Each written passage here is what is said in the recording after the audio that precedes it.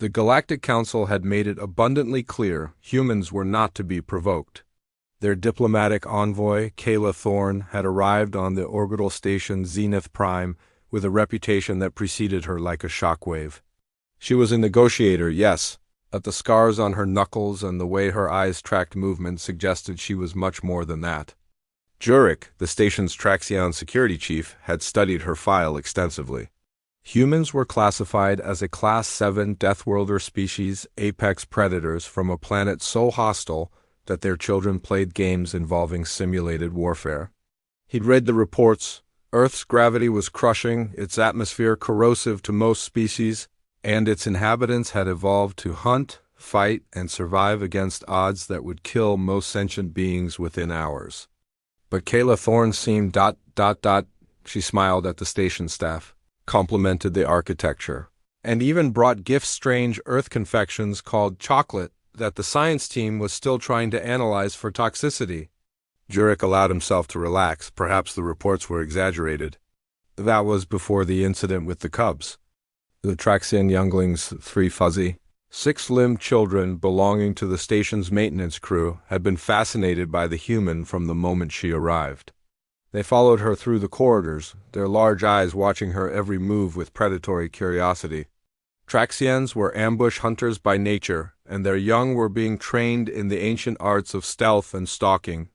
Kayla, to everyone's surprise, encouraged them. "You want to learn a game?" she asked one afternoon in the communal garden, crouching down to their level.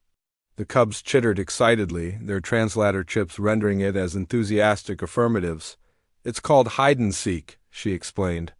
"One person counts while the others hide. Then the seeker has to find everyone. On Earth, human children play this to develop spatial awareness and problem-solving skills." Jurek, monitoring from the security office, felt his secondary heart skip a beat, a hunting game. The human was teaching Traxian predator cubs a hunting game. The cubs scattered into the station's ventilation system with practiced ease, their small forms disappearing into access panels and maintenance shafts. Kayla counted to 20, her voice echoing through the garden. "Ready or not, here I come." That's when everything went catastrophically wrong. The station's AI security system, Aegis Protocol, had been programmed by a coalition of species who had never encountered humans. It monitored movement patterns, thermal signatures, and behavioral anomalies. When it detected multiple small life forms moving through restricted areas simultaneously exhibiting classic ambush predator patterns while a single larger life form actively pursued them, it reached one logical conclusion. Alert, hostile incursion detected, multiple threats, engaging in coordinated assault pattern, human envoy under attack. Blast doors slammed shut throughout the station. Emergency lights bathed everything in crimson. Automated defense turrets emerged from ceiling panels, their targeting lasers painting the ventilation shafts where the cubs had hidden.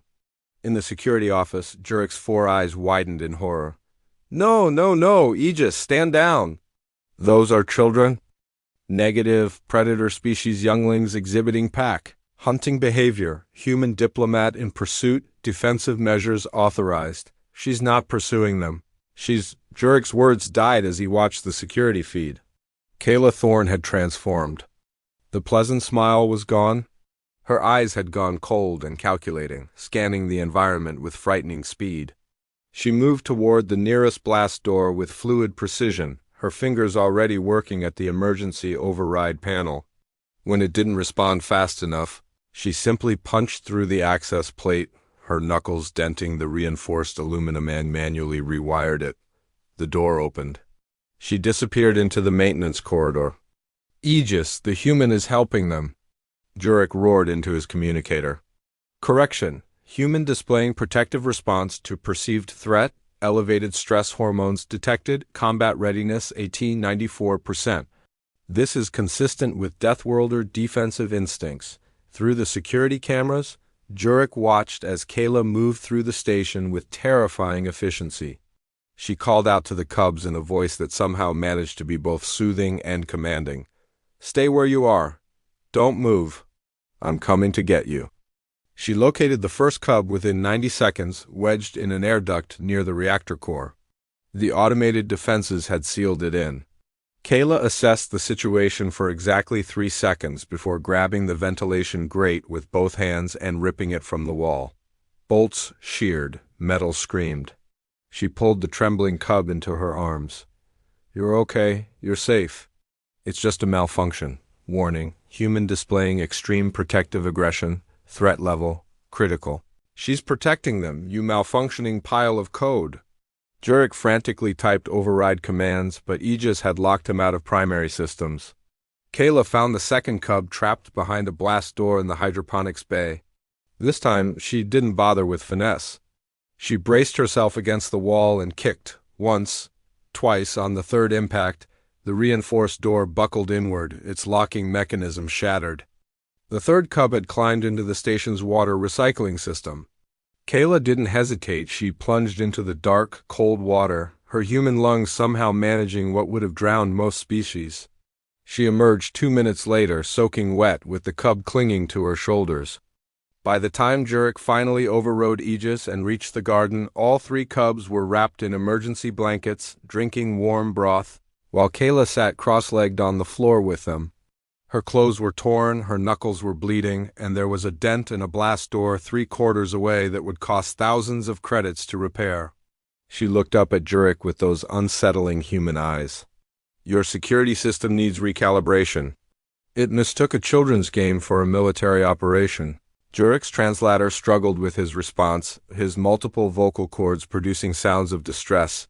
"Ambassador Thorne, the system thought ... quote, I know what it thought," she smiled. And this time, Jurek saw it for what it really was, not friendliness, but a predator choosing not to bare its teeth. "Let me guess, it saw the cubs moving like hunters and thought they were attacking me?" "Yes. And when I went after them, it thought I was retaliating." "Yes."